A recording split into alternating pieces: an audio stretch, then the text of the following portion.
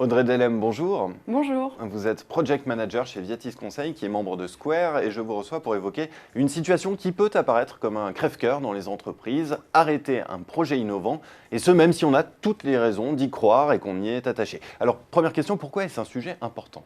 Vous l'avez dit Thibaut, c'est souvent un crève-cœur pour les entreprises. Aujourd'hui, dans un contexte de toute innovation, les entreprises lancent de grands programmes de transformation. Elles n'ont pas pour habitude de les arrêter en route. Il est parfois préférable pourtant de ne pas faire les projets ou de les arrêter à temps. Il ne faut pas oublier que plus on avance dans un projet, plus on investit financièrement et plus on engage de ressources, et donc plus il est difficile de les arrêter. Alors, quels sont les signaux qui indiquent qu'il est justement temps d'arrêter ? Eh bien déjà, il s'agit de s'assurer que l'organisation de l'entreprise est convaincue par le projet et surtout n'a pas peur de l'échec. Si cette peur existe, alors il faut arrêter tant l'échec est indissociable du processus d'innovation. Mais surtout, il s'agit de ne pas faire de l'innovation pour l'innovation, mais avoir une véritable stratégie derrière, une vision. C'est d'autant plus important que mettre en place une innovation prend du temps, coûte cher, et que les choses à l'extérieur de l'entreprise bougent très rapidement. Autrement dit, il y a un risque que l'innovation soit déjà dépassée dès le premier jour de sa mise sur le marché. Il faut donc en passer par des prototypes ou encore ce qu'on appelle des MVP, des produits minimums pour mise sur le marché, que l'on peut lancer même s'ils ne sont pas parfaits et profiter des retours d'expérience des utilisateurs pour les améliorer. Il faut donc en fait se remettre en question en permanence.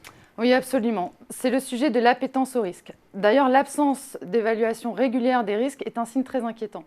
S'il n'y a pas d'analyse régulière autour de la question « quel est mon risque à faire versus mon risque à ne pas faire », alors mieux vaut arrêter le projet. Mais alors, finalement, c'est une question de méthodologie. Alors attention, il faut effectivement s'inspirer des socles méthodologiques, agile, cycle en V, même hybride, mais je crois qu'il faut maîtriser les concepts pour mieux s'en détacher. Pour créer la disruption, il faut avoir un environnement non stable, on s'autorise alors à avoir l'esprit ouvert et à se dédouaner d'un environnement.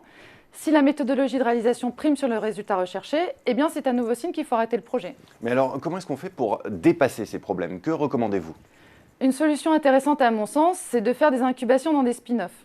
Je veux dire par là que dans les grands groupes notamment, il est possible de scinder une entité où on innove du reste de l'entreprise. Cette structure va pouvoir faire des tests ou même créer de l'innovation en se détachant de l'existant. Il est en effet difficile d'être réellement disruptif si on est ancré au système organisationnel et au modèle actuel. Est-ce que vous pouvez nous en dire un peu plus sur ces modèles existants qui justement freinent l'innovation ? Eh bien, par exemple, beaucoup d'entreprises pensent qu'il est indispensable de mettre le consommateur au cœur du dispositif de création, car c'est lui qu'il faut satisfaire à la fin. Elles vont donc se lancer dans des études de marché. Et pourtant, les choses ne sont pas si évidentes en termes d'innovation. Je pense là à Steve Jobs qui disait « Il est très difficile de concevoir des produits avec des focus group un grand nombre de fois. Les personnes ne savent pas ce qu'elles veulent jusqu'à ce que vous leur montriez. » L'iPad, par exemple, n'aurait peut-être jamais vu le jour si Steve Jobs était resté ancré dans les modèles actuels. Eh bien, merci beaucoup Audrey Delem pour cette analyse. Merci. Merci Thibaut.